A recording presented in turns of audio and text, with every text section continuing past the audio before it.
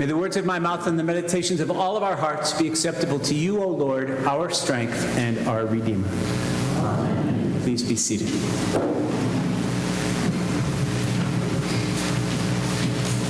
It's one thing to remember someone, it's another to make an impression, and it's a third thing altogether to leave a legacy.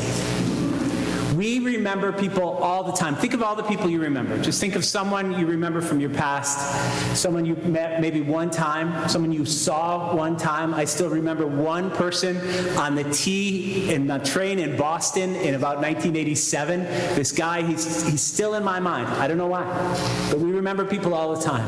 Sometimes it's a fleeting memory. It's a different thing to make an impression. Sometimes people who we don't know very well make an impression on us. Something that they've done says something to us, and when you make an impression on someone, you're kind of like nudging them or pushing them or giving them something that they will take away with them. And that's a little bit more profound than just remembering someone. Someone has made an impression on you.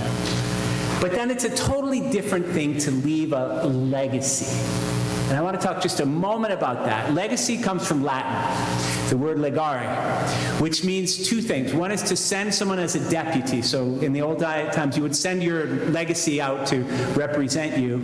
But then the other meaning of the word, which we most commonly use, is to bequeath, or to give a gift upon your death.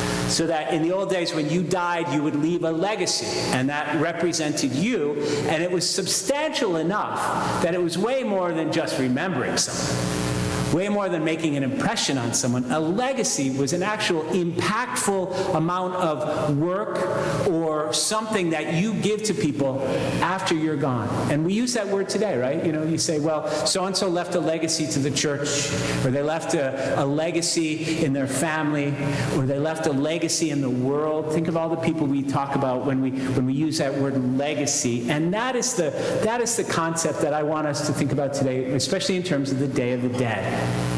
That the people who we remember the most, not just remember casually, not just make an impression, are the people who have left a legacy in our lives. And hopefully it's a good legacy. Not every legacy, obviously, is a good legacy. You can leave a negative legacy. But I think if your photo has made it to this altar, then you've left a good legacy on someone. Or if you've given your name and we're going to read that name aloud, that means that that person has made a substantial impact on your life. And I'm not yet concerned about the legacy I'm leaving my children. I know it'll most likely be a mixed legacy, just like every parent leaves a little good and a little bad. But I am thinking today, especially because we're thinking about pledging and we're thinking about the people who are the most remembered in our lives. I'm curious to know who has left a legacy for you. Who are those people? And to pray for those people. And as part of our celebration today, we're going to hear about three people who, two of whom I don't know, but people who have left a legacy here at our church.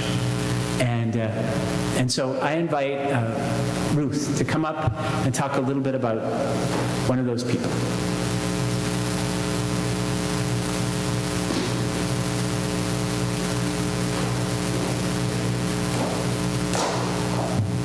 Good morning. Can you hear me? Before I start, I'd like to remind you all, if anyone would like to take some flowers, just see the altar gift, and we'll be happy to meet.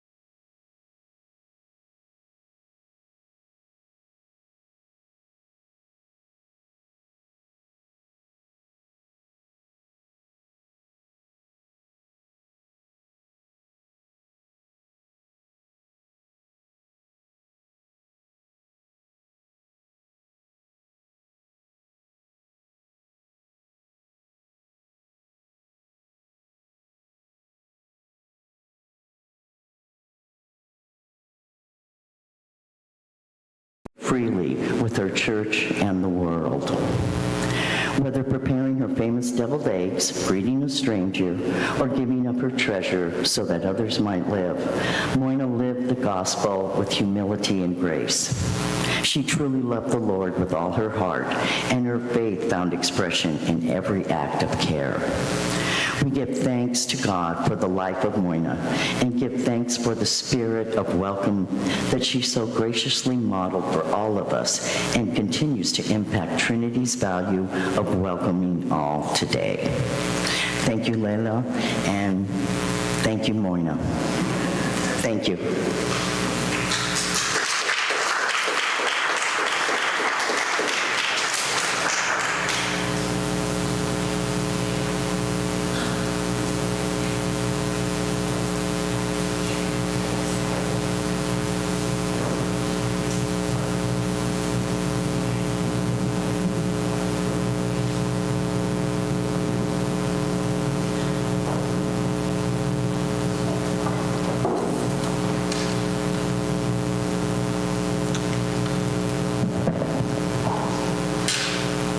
I hope you can see this. Here we go. I'm just going to hold it or do something with it. Good morning, I'm Leslie Meddy, and I'm going to talk about my husband, Dick Meddy.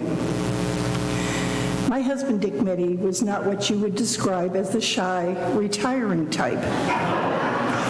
He had a big personality, and he loved to talk. He also had a big heart, and whatever he did, he gave it his all. He was a good man. He was not brought up in a regular church-going family, unless you count being dropped off at Sunday school once a week while his parents went to breakfast as church-going. When he was an 8th grader, his Boy Scout leader invited him to attend his church. The folks at Palm Avenue Southern Baptist Church in Riverside welcomed him with open arms, befriended him, brought him to Jesus, and convinced him that his salvation required that he be baptized the old-fashioned way, full immersion. Once this was accomplished, his new church family and friends drifted away, and this newly minted Christian was left floundering on his own. As you might expect, Dick did not return to what he referred to as the church of the old-time gospel.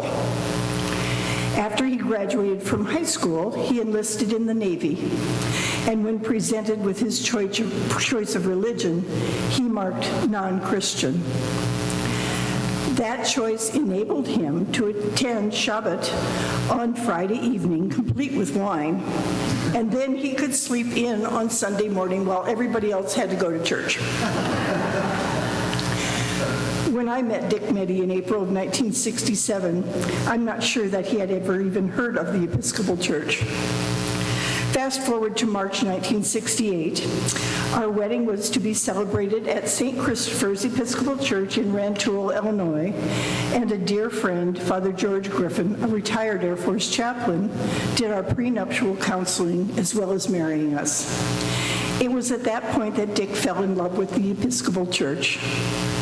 He spent the rest of his life investigating, researching, finding his way closer to God, and serving Christ through the church. Throughout the years, he used his gifts in many ways by teaching any kind of class he could, serving on several vestries, being a leader in Cursillo, working many Kairos weekends, and cheerfully doing all sorts of other volunteer work. Here at Trinity, he was an honorary part of the office staff. He was instrumental in setting up a new computer system, a pledge system, and was also a big part in constructing the Sing Joyfully hymnal. He assisted with the rotational shelter. He cooked and served the monthly breakfasts and made sure that the kitchen had an industrial pancake dolloper for making perfect pancakes. It was kind of an obsession with him. He sang in the choir, was a delegate to the diocesan convention several times, and was always the first one to sign up to pray during the most unpopular late-night hours of the watch during Holy Week. When Whenever someone was needed to help out, he would happily do so. He especially enjoyed working and tutoring young people. In June of 2006, he was diagnosed with stage 4 multiple myeloma. During the next 4 years, in spite of chemotherapy treatments and piggyback stem cell transplants, Dick kept on serving at Trinity, teaching, singing, and working on his study of the book of Revelation. And he and I took a month-long trip to Europe with 9 of our close friends. That's where this picture was taken by David Lewis in Florence, Italy. It's my favorite because my husband's true personality comes through, joyful. Also, did I mention that he loved to talk? Just a brief anecdote. He was a wonderful husband and father. We were married for almost 43 years. When my children were little, we were at a company picnic, and one of them needed to ask me a question. And he went around to various people and said, "Have you seen my mom?" And all of them replied, "No, but your dad's right there." And finally, when he got to about the 4th or 5th person, he said, "Have you seen my mom?" And the person said, "No, but your father's right there. Why don't you ask him?" And without a beat, he said, "Because I don't want to know that much about it." Anyway, I miss him. I'm sure he's in God's loving arms and that he's doing his best to make sure that heaven has the best pancakes ever. Thank you.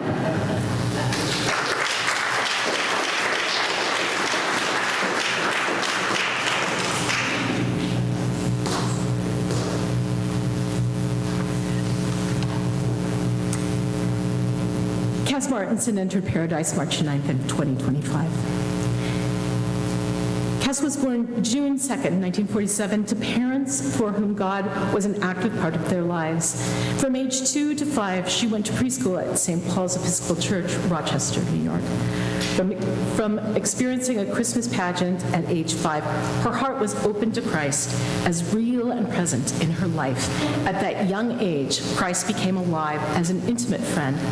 She grew up in a loving home filled with the music of parents who were both professional classical musicians. At 15, she moved to Minneapolis and attended a small Episcopal church where she was confirmed. Here she was inspired by the priest's wife, who was a polio victim confined to an iron lung. She experienced how love could be inclusive, as the community often had activities at the rectory to enfold and support this brave woman. Cass attended the nursing program at Miami, Florida, and became a licensed nurse in 1969. Working on Sundays was understandable in the field of healing, but she found it frustrating. Yet, Cass discovered a world of deepening spirituality through the medical field. She continued her formal nursing education with specializations in trauma and transplants in 1978 and an advanced degree in nursing sciences in 1983. She worked with Elizabeth Kubler-Ross in the field of death and dying, which she found to be a profoundly meaningful experience. In 1979, Cass moved to Escondido, California, where she attended worship here at Trinity Episcopal Church. Cass felt the church found her instead of the other way around. She found a community of love from the people and an open pathway to God. Over the years, Cass became a matriarch and wise woman within Trinity. Her inspiration to those around her runs deep.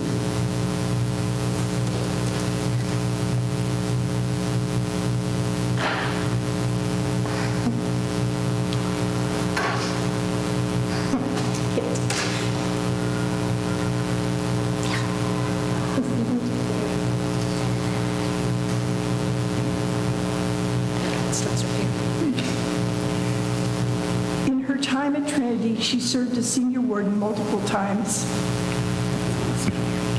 planned and led worship experiences, served at the Easter Vigil, made toys with Trinity toy makers, was a member of the Daughters of the King, and active in Curcio. In 2004, she became a companion of the SCHC, Companions of the Holy Cross. Companion of the Holy Cross, serving in many ways, including co-AC-NC and sponsor to discerners.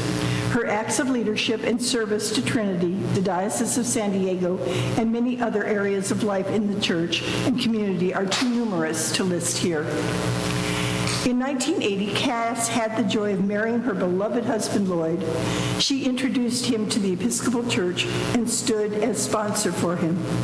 Cass went through a life-changing experience in 1984 when, due to an illness, she lost her hearing. This was a dark time, and she was compelled to deal with the physical, social, and spiritual impact of deafness.